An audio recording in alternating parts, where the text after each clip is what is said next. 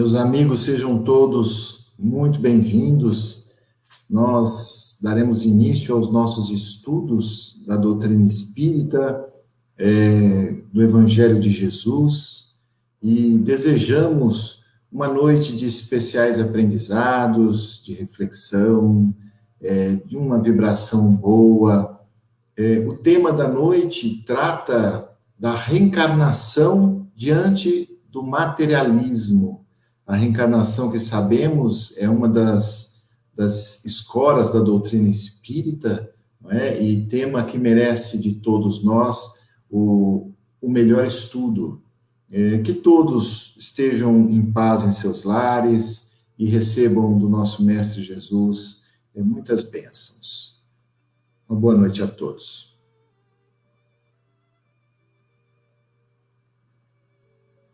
Divino Mestre Jesus, rogamos, Senhor, a sua proteção. Agradecidos que estamos aqui com a oportunidade de estudarmos as suas lições. Mestre querido, ampara-nos, auxilia-nos para que possamos assimilar, compreender, guardar com carinho em nossos corações os seus ensinamentos tão importantes para os nossos espíritos. Que o Senhor nos abençoe e fique conosco, hoje e sempre. Que assim seja.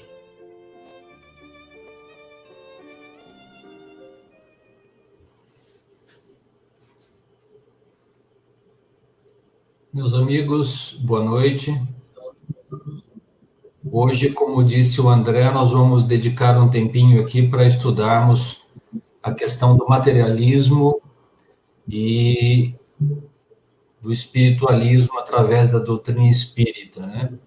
Mas a pergunta que vocês devem estar se fazendo é por que falarmos de materialismo nos dias atuais, né? O que significa o materialismo, né? Então, a resposta, eu vou trazer de início uma mensagem do Emmanuel, que está lá no livro Religião dos Espíritos. O Emmanuel fala o seguinte: não podemos afirmar que os materialistas vêm vindo. Estão nos tempos modernos por toda parte, tentando inconscientemente apagar a luz do espírito. Asseveram que é preciso plasmar elites de condutores e dirigem-se à mocidade acadêmica, subtraindo-lhes as noções da alma, a feição de sorridentes carrascos da responsabilidade moral. Aconselham o respeito às religiões e, em vez de ajudá-las no apostolado de amor pela extinção do sofrimento, solapam-lhes a existência a golpes de sarcasmos inúteis. Então, minha gente, talvez nos dias atuais, uma das lutas mais importantes que se travam entre a espiritualidade superior e as trevas é a questão do materialismo. Eu vou explicar rapidamente um contexto aqui para vocês, para entendermos por que chegamos a esse ponto e qual é o antídoto para esse problema. Eu tomei como referência esse livro aqui do Leon Denis, que se chama Depois da Morte, a Existência da Reencarnação, que, por sinal, foi o livro que utilizou-se o espírito de Eurípides Barçanufo quando tomou contato mais presente com a doutrina espírita. E ele diz aqui, o Leon Denis, no capítulo 7, só para a gente dar uma contextualizada rápida, é o seguinte: as ideias materialistas ganharam terreno. Grande número de espíritos cultos, repelindo os dogmas da igreja como inaceitáveis, desertaram ao mesmo tempo da causa espiritualista e da crença de Deus. Afastadas das concepções metafísicas, procuram a verdade na observação de fenômenos, como o método que se convencionou chamar de experimental, né? É o método científico. Para eles, tudo é matéria, e cada molécula tem em si as suas propriedades específicas, por obra das quais se povoou o universo com os seres que os habitam. Isso é um pensamento materialista, né? Sob tais doutrinas, a consciência deverá necessariamente calar-se para dar lugar ao instinto brutal, o interesse de sobrepor-se ao entusiasmo e o amor do prazer banir da alma as generosas aspirações. Cada qual deverá cuidar apenas de si. Os infelizes abandonados, as tristezas da vida levados miseravelmente muitos ao suicídio. Os deserdados lívidos de ódio contra os favorecidos da sorte e assim por diante. Então ele vai dando vários exemplos para nós das situações que são provocadas pelo espiritualismo, pelo materialismo, que olha a vida como sendo o nada, né? Que terminou com a morte e acabou-se, né? Então ele questiona o seguinte, ele fala: a matéria cega poderia governar-se por leis inteligentes e sábias? Como poderia a alma humana, capaz de amar até o sacrifício, a alma humana que traz em si o sentimento do belo e do bem, derivar de um elemento desprovido inteiramente de qualidades morais? Ultrajaria-se a lógica com semelhante raciocínio, porque não se admite que a parte seja superior ao todo, que a inteligência pode derivar de uma causa não inteligente. E aí, lá no Livro dos Espíritos, né, nós vamos ver na primeira página, no primeiro capítulo do Livro dos Espíritos, o Allan Kardec já dedica os primeiros parágrafos a dizer para nós, né, que tudo aquilo que alguém acredite que existe algo a mais do que a matéria é espiritualista. Mas não necessariamente o espiritualista é aquele que acredita na comunicação com os espíritos, na existência deles após a morte, né? Tem um caráter espiritualista mais genérico. Então, o Allan Kardec preferiu chamar a sua doutrina de doutrina espírita ou espiritismo, para deixar bem claro que é a doutrina que acredita na imortalidade da alma, na reencarnação, na comunicação com os espíritos que já morreram, né, entre aspas, mas, acima de tudo, na existência de Deus, né? Vale lembrar também, bem rapidamente, né, que a ideia da imortalidade da alma e da comunicação com os espíritos não é nova. Ela existe há 3.000 anos. Ela está lá presente, se você estudar o livro dos Vedas, lá na religião hindu, nós vamos encontrar os ensinamentos de Krishna 3.000 anos antes de Cristo. E ele já dizia que o corpo é o envoltório da alma, que nele faz sua morada. Um é finito, porém a alma que habita é invisível, imponderável e eterna. Nós temos também, assim, vamos nos alongarmos muito, no Antigo Egito, que nós já conhecemos, né? A preocupação dos egípcios com os mortos, né? O que são as esfinges, as pirâmides, se não homenagens e trabalhos feitos para que aquele ser possa se comunicar lá no mundo espiritual, né? Mas eles também conheciam profundamente a astronomia, o magnetismo, né? Só que esses conhecimentos ficaram restritos a algumas pessoas e somente aos iniciados, né? Temos também na Grécia Antiga, com Pitágoras, que viveu 500 anos antes de Cristo. Olhem bem, 500 anos antes de Cristo, Pitágoras já escreveu que acreditava na imortalidade da alma, cuja purificação ocorria através de sucessivas reencarnações em outros corpos, e só pela vida pura a alma poderia se libertar do corpo e viver no céu. E aí vai, temos Sócrates, Platão, temos na Gália Antiga, né, os druidas com a ideia da imortalidade, e então todos os gregos, a filosofia grega, que depois, com o tempo, foi se perdendo, né? Agora, o grande ápice, né, do conhecimento sobre a reencarnação se dá exatamente com Jesus, com o cristianismo, né, que através do legado que os hebreus, né, através dos profetas do Velho Testamento, nos trouxeram, Jesus teve condição, então, de começar a abordar esse assunto da reencarnação. Então, apareceu aí aquela frase do nosso tema de hoje, né? E nós vamos encontrar lá no livro de Boa Nova, de Humberto de Campos, né, no capítulo 14, essa passagem da conversa de Jesus com Nicodemos. Então, Nicodemos, que era um fariseu de bom coração, uma pessoa de bom coração, e era um estudioso das leis, como o próprio nome diz, né, por ser fariseu e doutor do templo, né? Ele perguntou a Jesus o que ele deveria fazer para conhecer o reino de Deus. E é o que Jesus respondeu, que ninguém poderá ver o reino de Deus se não nascer de novo. Aí o Nicodemos ficou um pouco atordoado e perguntou, mas como pode um homem nascer de novo sendo velho? Poderá, porventura, regressar ao ventre da sua mãe? Aí o Messias fixou nele os seus olhos calmos, consciente da gravidade do assunto em foco, e acrescentou, em verdade, reafirmo-te ser indispensável que o homem nasça e renasça para conhecer plenamente a luz do reino. Entretanto, como pode ser isso? Perguntou Nicodemos, perturbado mais uma vez, né? E Jesus, muito docemente, disse a ele, né? És mestre de Israel e ignoras essas coisas? Se eu não consigo te explicar das coisas terrenas, como queres que eu te explique as coisas celestiais?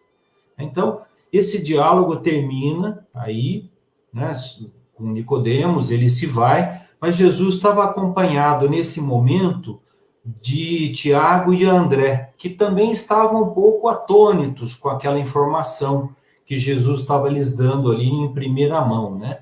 Mas é exatamente nessa passagem que o Cristo, ele descerra completamente o véu da reencarnação, que inaugura a lei da reencarnação nos tempos apostólicos, né? Vamos dizer assim, né? Nesse momento, né, é muito longo aqui, não dá para descrever, mas o Cristo ainda fala, o corpo é uma veste, o homem é seu dono, toda roupagem material acaba rota, porém o homem, que é filho de Deus, encontra sempre em seu amor os elementos necessários à mudança do vestuário. A morte do corpo é essa mudança indispensável, porque a alma caminhará sempre por meio de outras experiências até que consiga a imprescindível provisão de luz para a estrada definitiva do reino de Deus, com toda a perfeição conquistada ao longo dos rudes caminhos.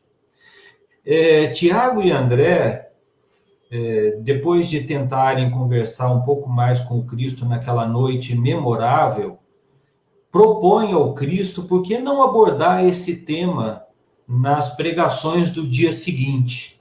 E aí o Cristo diz a eles, vocês não entenderam? Acabou de sair daqui um doutor da lei e eu não consegui explicar para ele esse tema, né?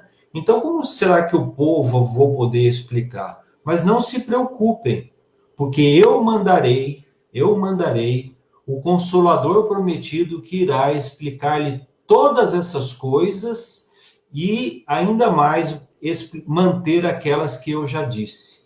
Então foi nesta noite memorável, que o Cristo promete a vinda do Consolador prometido. Então isso está lá também no Evangelho de João, no capítulo 14, versículo 15 e 17, essa passagem, né? Eu só queria finalizar dizendo o seguinte, que o Consolador prometido já está aqui entre nós, né? Allan Kardec já veio, já escreveu o Livro dos Espíritos, já escreveu o Evangelho, o Livro dos Médiuns, temos todos os livros da codificação. Mas ainda o que acontece com nós? Que ainda temos suicídios, pessoas que são materialistas, pessoas que só acreditam no nada, né? Eu não entrei muito no detalhe das diversas linhas filosóficas, mas tem pessoas que acreditam no chamado niilismo, que é o nada do nada mesmo, né? Mas, então, qual é a beleza do assunto? É que a doutrina espírita veio fazer a aliança entre a ciência e a religião, né? Então, está lá no Evangelho segundo o Espiritismo, Kardec escreve: são chegados os tempos em que os ensinamentos do Cristo devem receber o seu complemento e que o véu lançado intencionalmente sobre algumas partes dos ensinos deve ser levantado. E agora observem bem o que o Kardec nos fala: em que a ciência, deixando de ser exclusivamente materialista, deve levar em conta o elemento espiritual, e que a religião, deixando de desconhecer as leis orgânicas e imutáveis do universo, essas duas forças, apoiando-se mutuamente e marchando juntas, sirvam uma de apoio para a outra. Então, meus caros amigos, que Jesus nos abençoe, que nós possamos refletir na importância da reencarnação. Quando alguém está passando por uma situação muito difícil, muito complexa, não existe outra explicação. Não existe explicação que diga porque uma pessoa nasceu cega, paralítica e muda e outra nasceu bem. Por que temos ricos e pobres? Por que temos pessoas que sofrem e outras não? Não é? Porque umas desencarnam em tenra idade, outras desencarnam somente com 90, 100 anos. Onde está a explicação para tudo isso? E é a reencarnação que é a explicação para tudo isso, né? Nós vamos ver isso mais à frente com os comentários dos nossos outros colegas aqui presentes. Que Jesus nos abençoe e um beijo no coração de todos. Boa noite a todas e todos. Dando continuidade, então, ao comentário que o Túlio já nos trouxe, eu lembro de uma passagem de Jesus no Sermão do Monte, em que o Mestre deu um dos conselhos mais preciosos que a gente precisa se lembrar enquanto estamos nessa nossa vida terrena. O Mestre disse: não ajuntem tesouros na terra, onde a ferrugem corrói e onde os ladrões podem roubar. Mas ajuntem tesouros no céu, onde nem a traça nem a ferrugem corroem, onde os ladrões não podem roubar. Porque onde estiver o seu tesouro, lá estará o seu coração. O materialismo, como o Túlio explicou, é essa forma de ver e de viver a vida que coloca a matéria no centro de tudo.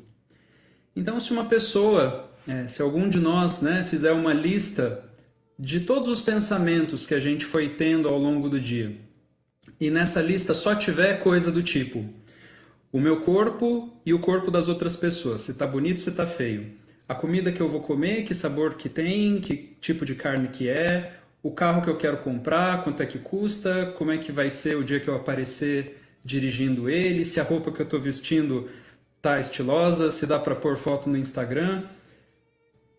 Se na nossa lista só tiver pensamentos desse tipo, quer dizer que a gente está colocando a matéria no centro de todas as coisas. Mas talvez algumas pessoas pensem: tá, se eu tirar todos os pensamentos sobre a matéria, sobra alguma coisa para pensar? Dá para viver a nossa vida aqui na Terra sem pensar na matéria? Não. Não dá para não pensar na matéria porque estamos num corpo que tem necessidades materiais. Mas por que é um problema quando a matéria passa a ser o nosso interesse principal? Porque tudo aquilo que é feito de matéria, a gente não vai poder ficar, não vai poder ser nosso de verdade. A gente vai ter que entregar, se desfazer em algum momento. Contando um breve caso, os meus avós paternos moravam na cidade de Natividade da Serra. Não sei se vocês já ouviram falar. A cidade de Natividade da Serra, na década de 70, precisou ser inundada porque ali seria construída a represa de Paraibuna. Então vocês imaginem uma cidade inteira ser inundada. Todas as casas iam ficar debaixo d'água. Imagine que fosse você, e recebesse a notícia de que a região em que você mora vai ser toda inundada para fazer uma represa. Você iria gastar todo o seu dinheiro para reformar a casa que vai ficar debaixo d'água? Faria algum sentido isso? Ou você pensaria, bom, deixa eu investir então na próxima casa, em que eu vou morar de uma forma definitiva?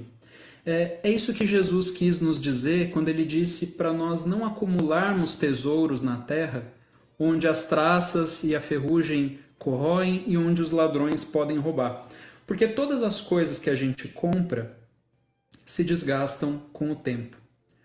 O nosso corpo, por mais que a gente cuide dele, chega um momento em que ele se esgota. O poder que a gente acumula, a fortuna que a gente acumula, um dia vai passar para a mão de outra pessoa, porque a gente se vai. Então, a gente sabe disso, não sabe? Ou tem alguém que não sabe disso, né? É como se, no exemplo da cidade que vai ser inundada, a gente já tivesse recebido a notificação, dizendo, olha, vai ser inundada. Só veio em branco a data, a gente não sabe quando, mas veio escrito, vai se preparando, né? Porque isso vai chegar.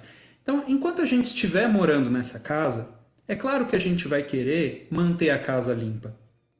É claro que a gente vai buscar abastecer a casa das coisas que a gente tem necessidade para passar bem esse tempo.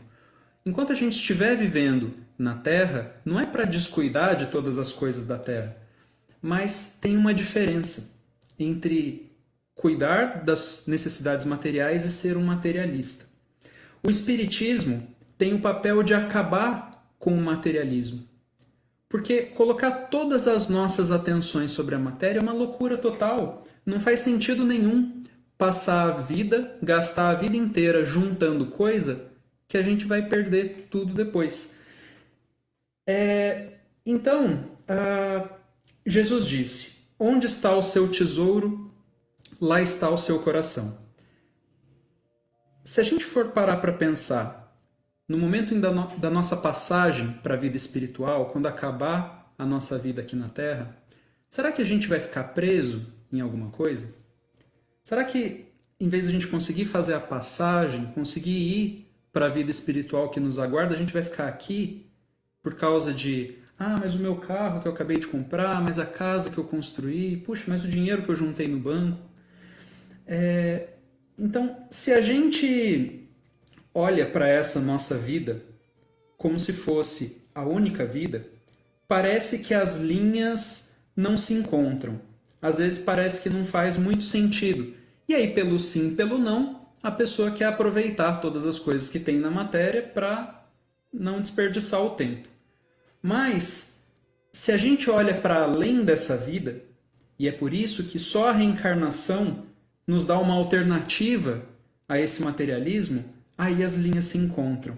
As linhas se encontram porque existiu uma história antes dessa vida e a gente tem um futuro depois dela também.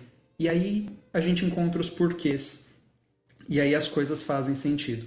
Por isso que Jesus nos disse para ajuntar os nossos tesouros no céu, onde nem a traça nem a ferrugem destroem, nem os ladrões podem roubar. Que a gente possa se fortalecer nessa fé para encontrar paz e tranquilidade durante a nossa caminhada nessa vida e para que a gente possa fazer melhores escolhas. Deus nos abençoe. Meus amigos, boa noite. Certa vez eu vi uma entrevista do Chico, em que ele foi perguntado, né, sobre a reencarnação. E ele respondeu, se eu não acreditasse que a reencarnação existe, eu não acreditaria na justiça divina. É uma lógica muito grande, né? A lógica da justiça divina está totalmente em cima da reencarnação. E quando nós falamos de materialismo, né, a quem interessa o materialismo? Né? Com certeza, o materialismo interessa a todos aqueles espíritos que não querem o progresso da Terra.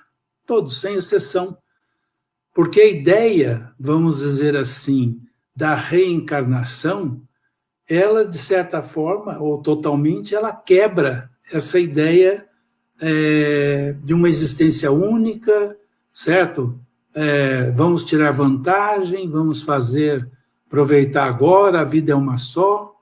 Inclusive, outro dia eu estava ouvindo um programa, uma chamada de um programa de música, né, em que a cantora dizia assim: vamos aproveitar porque só temos uma única vida. Né? Então, essas ideias levam realmente a todos os desatinos, ao suicídio, uma série outras de problemas que existem, né, na nossa sociedade. Né? Enquanto a ideia de reencarnarmos, que a vida não se resume a uma só, né? Essa é a beleza da vida, né? O sentido da justiça divina. A gente passa a ser feliz com esse pensamento. A vida tem sentido. Sentido. Sabemos por que aqui estamos, né? Vamos voltar ao plano espiritual. Cada existência nossa é uma oportunidade riquíssima de a gente melhorar, se aperfeiçoar, né? Todos nós temos o direito de buscarmos os bens materiais, o nosso conforto, sem dúvida nenhuma. Né? O que nós não devemos, né, é colocar toda a nossa existência numa única vida, né, e buscando a todo custo tirar vantagens disso de todas as maneiras. Né?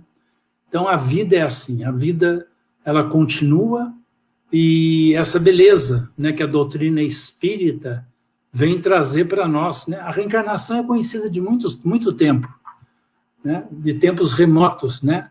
Mas nunca como a doutrina espírita nos traz. Né? A doutrina espírita nos trouxe, vamos dizer, conhecimentos profundos, né, para a nossa transformação, dizendo: meu filho, se você nessa vida, certo, não conseguir, vamos dizer assim, se ajustar, ou se você conseguir, vamos ter que voltar, retornar. Né? Cada existência é um aprendizado. Então, isso empurra a gente para frente, para quê? Para que a gente possa melhorar. Melhorar. Né? O único objetivo da vida nossa, não tem outro objetivo, certo? É a nossa reforma interior. Não tem mais nada, nada. O resto, tudo é resto, né? Como já foi comentado aí, certo? Vamos deixar aqui. Né? Se a gente conseguir sair daqui um pouquinho melhor do que entramos, é um grande passo. Né? Porque a vida continua. Né? E abençoados somos nós que aceitamos e acreditamos, né? E buscamos viver, né, a doutrina espírita, que traz para nós ensinamentos tão profundos. Que Deus nos abençoe, que Deus nos fortaleça a todos, para que nós possamos cada vez mais buscarmos portas adentro do nosso coração, a nossa reforma interior, vencer os nossos enganos, essa luta abençoada que nós fazemos dentro de nós. Certa vez, Emmanuel disse, quando perguntado qual o maior espetáculo visto do plano espiritual à Terra, e ele disse: o maior espetáculo que existe é o da transformação das criaturas. Que Deus nos ampare a todos.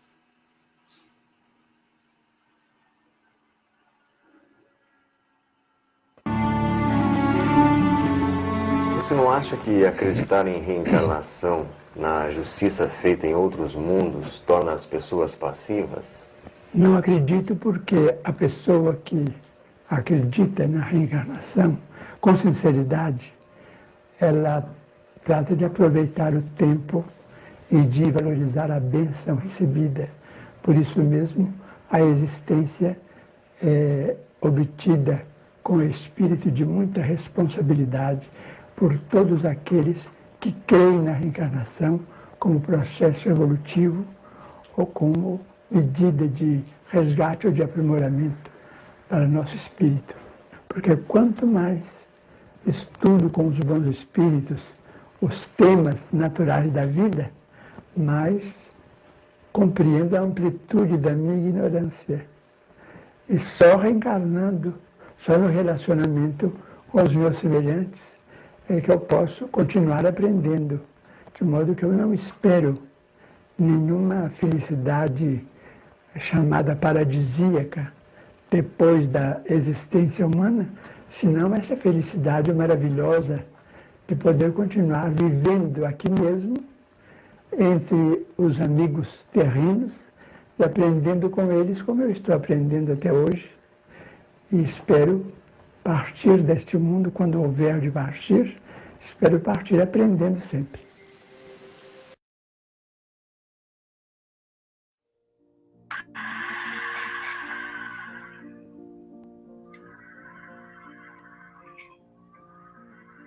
Senhor Jesus, amigo inseparável de todas as horas, felizes estamos mais uma vez e agradecidos pela bênção dessa oportunidade de refletirmos acerca dos teus ensinamentos. Reflexões estas que nos chamam para agradecermos a oportunidade da vida, para aproveitarmos melhor o nosso tempo e para procurarmos, dia a dia, soltar os laços que nos prendem ao materialismo, às ideias fixas do hoje e aqueles sentimentos que não nos conduzem ao bem, à nossa melhora, à nossa transformação moral. E é com essa gratidão que nós lhe pedimos, Mestre querido, fortaleça-nos esse ideal de nos tornarmos pessoas melhores, nos ajudando sempre, a cada dia. Obrigado por mais essa reunião da noite. E que assim seja.